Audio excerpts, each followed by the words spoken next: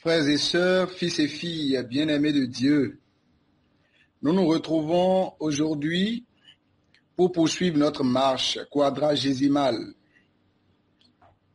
Nous allons nous entretenir aujourd'hui sur le thème de l'onction des malades. Comme nous le savons, c'est un sacrement.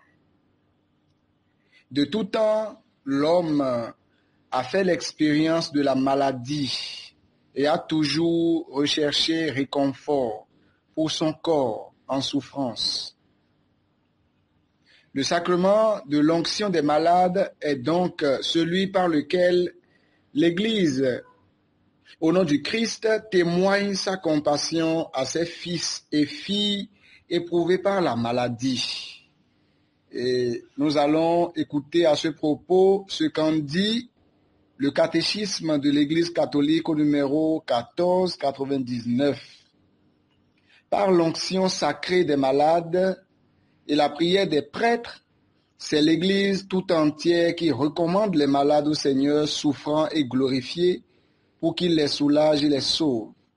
Bien mieux, elle les exhorte en s'associant librement à la passion et à la mort du Christ à apporter leur part pour le bien du peuple de Dieu. Fin de citation.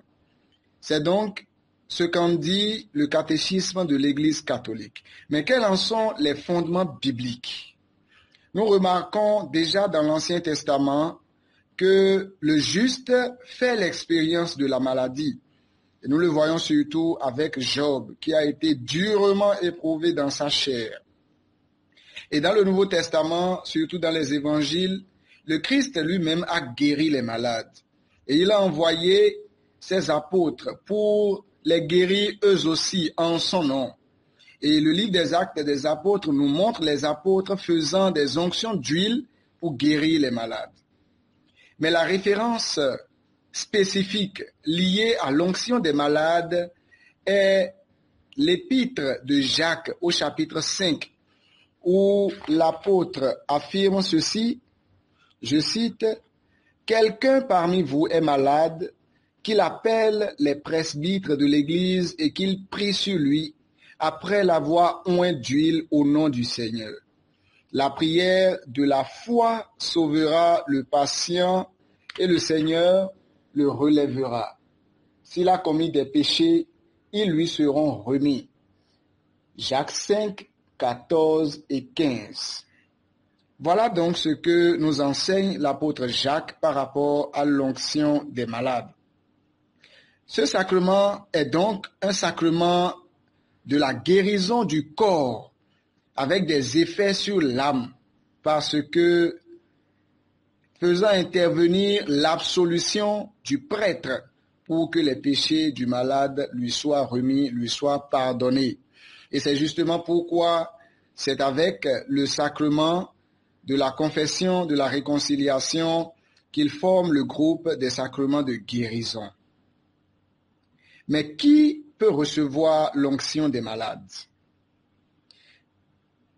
Nous lisons l'information concernant le bénéficiaire de cette onction au catéchisme de l'Église catholique numéro 1513 qui nous parle des personnes dangereusement malades.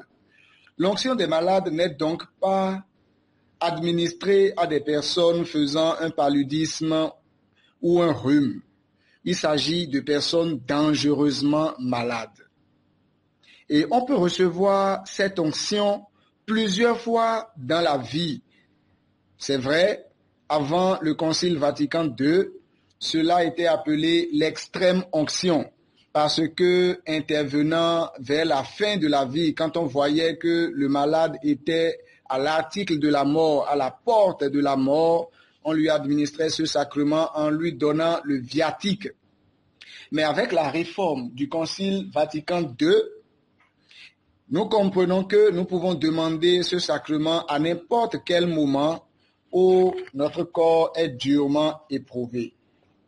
Et le CEC, au numéro 15 nous dit, je cite, « Si un malade qui a reçu l'onction recouvre la santé, il peut, en cas de nouvelle maladie grave, recevoir de nouveaux